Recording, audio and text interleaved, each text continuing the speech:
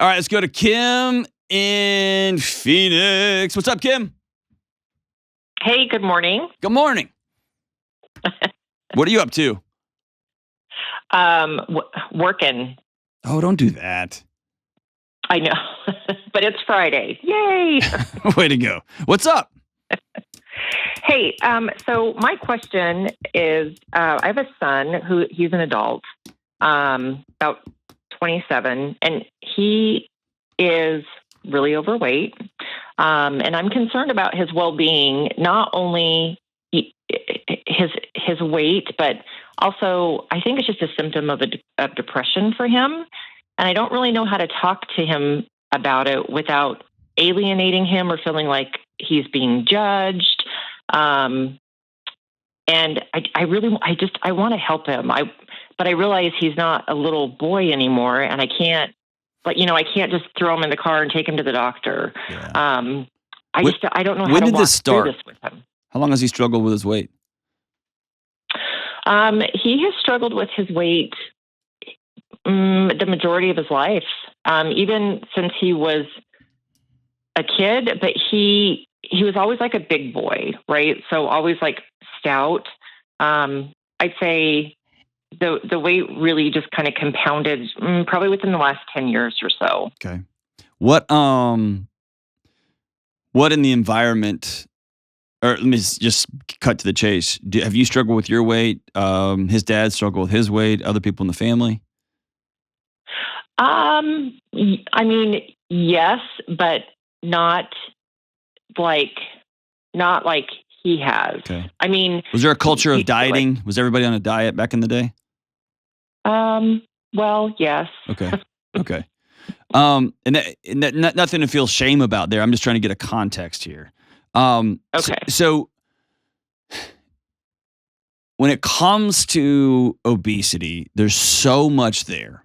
I can look at the data that says that a number of obese, there's a correlation, or I'll say not causal, but correlation between childhood abuse and obesity. There is genetics and obesity. There is environmental and obesity, right? There's so many different things. And so anytime I'm on the internet and somebody on Instagram's like, here's the deal, I was whatever, man. And then there's also the biomechanics.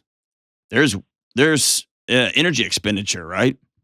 You take in less than you use, then you lose weight, and you take in more than you use and you gain weight. So it's the whole picture is big.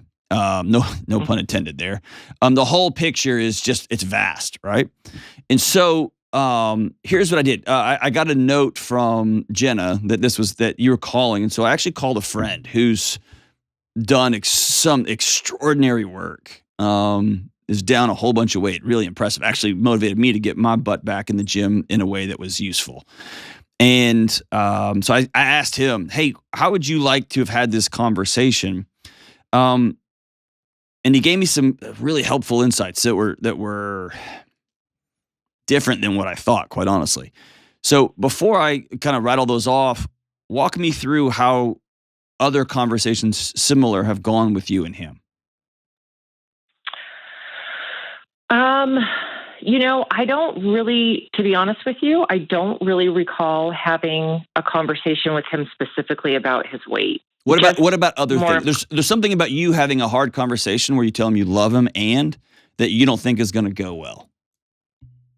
Because he shuts down and then he tends to ghost me.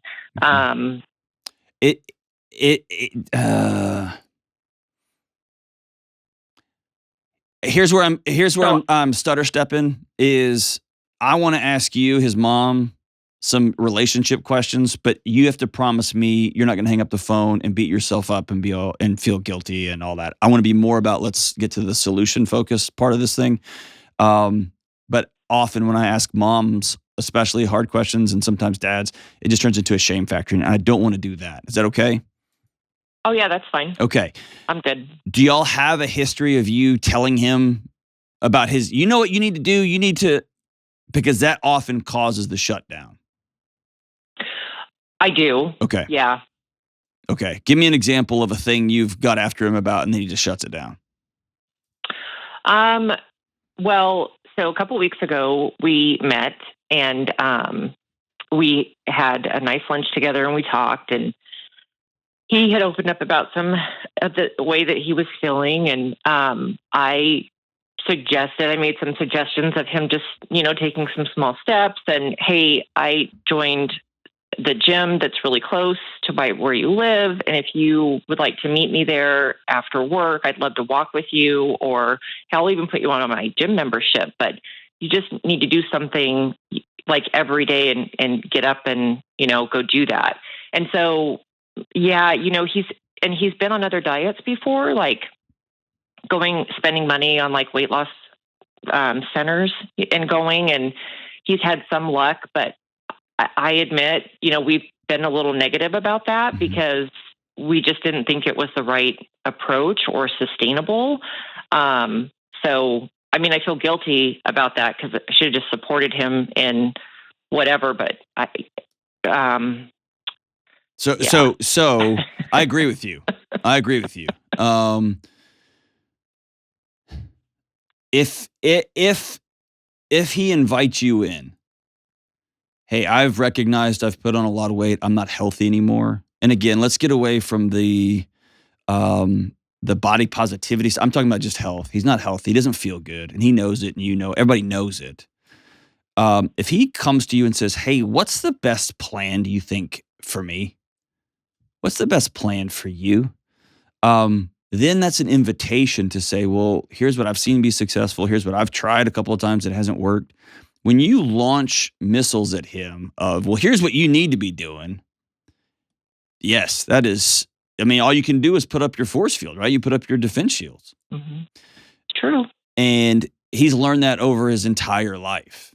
And my guess is he's seen mom and or dad on diets for most of their life, and he's seen them be miserable. And I don't want any part of that.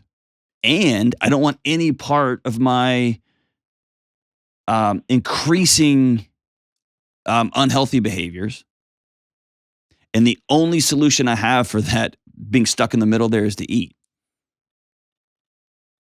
See what I'm saying? See how he's trapped? Yeah.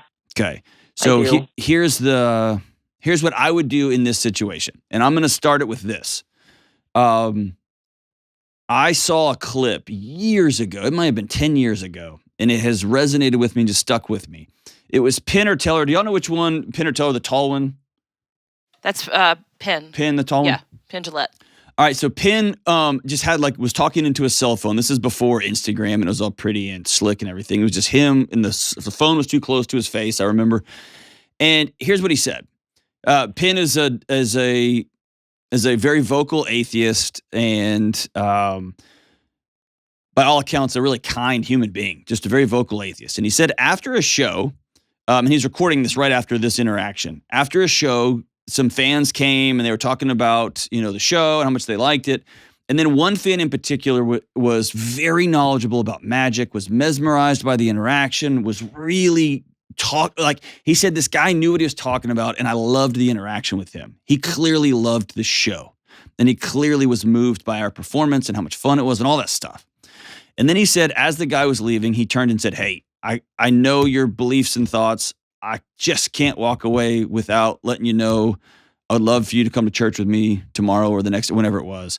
And it'd be awesome. You'd be my guest. And they shook hands and he left. And here's what Penn said. He said, if you ever want to try to convict somebody, that's how you do it. Through relationship, through genuine conversation. And he said, that man, he said, if a truck is driving down the street and you're in the middle of the street, you have to push the guy out of the way. And he said, after talking with that man for a while, he believes I'm in the middle of a street and a truck is barreling down on me, and he wants me to be okay forever. And he says, I disagree with him. I don't believe what he's saying, but man, I really am grateful for the way he reached out to try to love me a little bit better. And so I tell you that to tell you, he didn't walk around and hold signs in front of the show. He didn't lob grenades throughout the show. He went up and shook his hand and said, you're amazing at your craft. Can we talk craft for a minute? Because I want to be a magician too. And by the way, I need you to know I love you.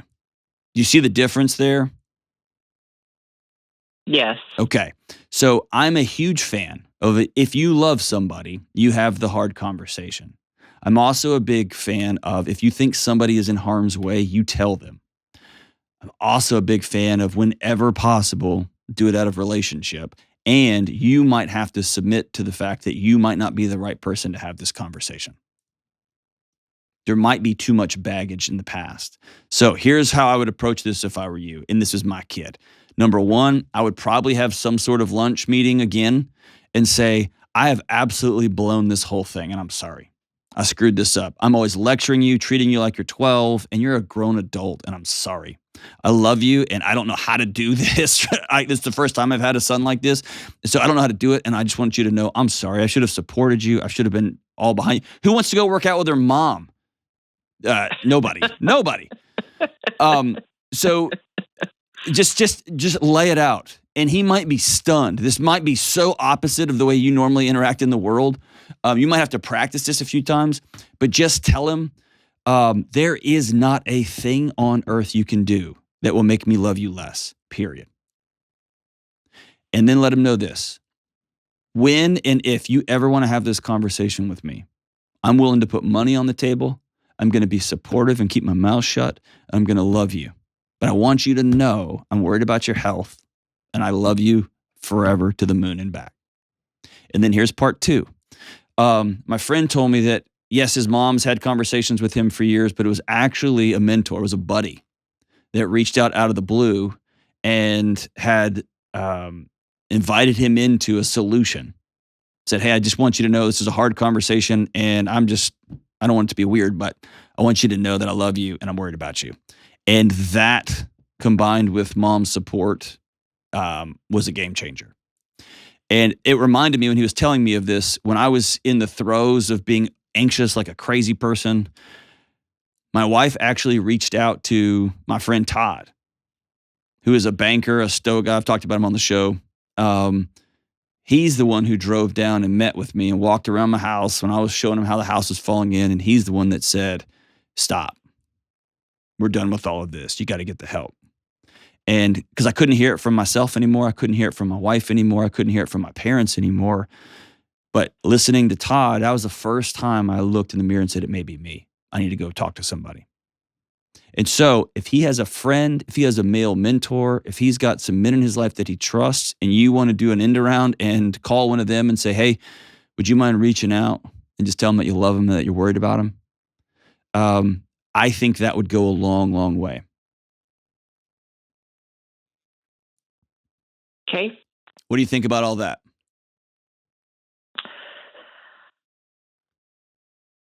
I think it's wise advice. How old is he? He's 27. Okay. Can we admit something? The way you've done it Yeah. up till now hasn't worked.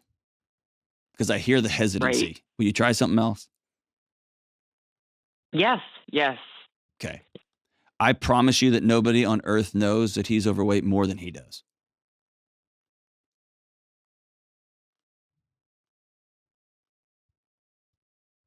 Is that true? Yeah. So let's be with, not at right now. Okay. Tell me why you're crying.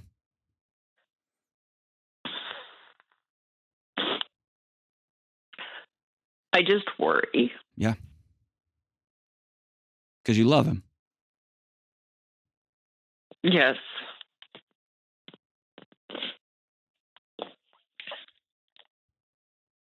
When we love people sometimes, and this happens at the national level, happens at the state level, happens at the neighborhood level, it happens in our homes, it happens in our marriages, it happens with our kids. Sometimes we love so much and we're out of tools. All we have in our bag is a hammer. So instead of we're just start hitting the nail and hitting the nail and hitting the nail and it's not moving, and so we just start wailing at it because we only know one thing to do, and that's just to swing the hammer harder. instead of putting the hammer down and saying, okay, that's not working. I needed to go think on something else. And I know you love him. I know you love him a lot. Let's focus on being with, not at. Let's focus on getting some people that he listens to in his life. And that means you have to admit that it may not be you. Let's get some people in his life. And let's be about forgiving yourself. Again, I don't want you hanging up the phone and beating yourself up, Kim. Okay? We do the best we can because we love our kids.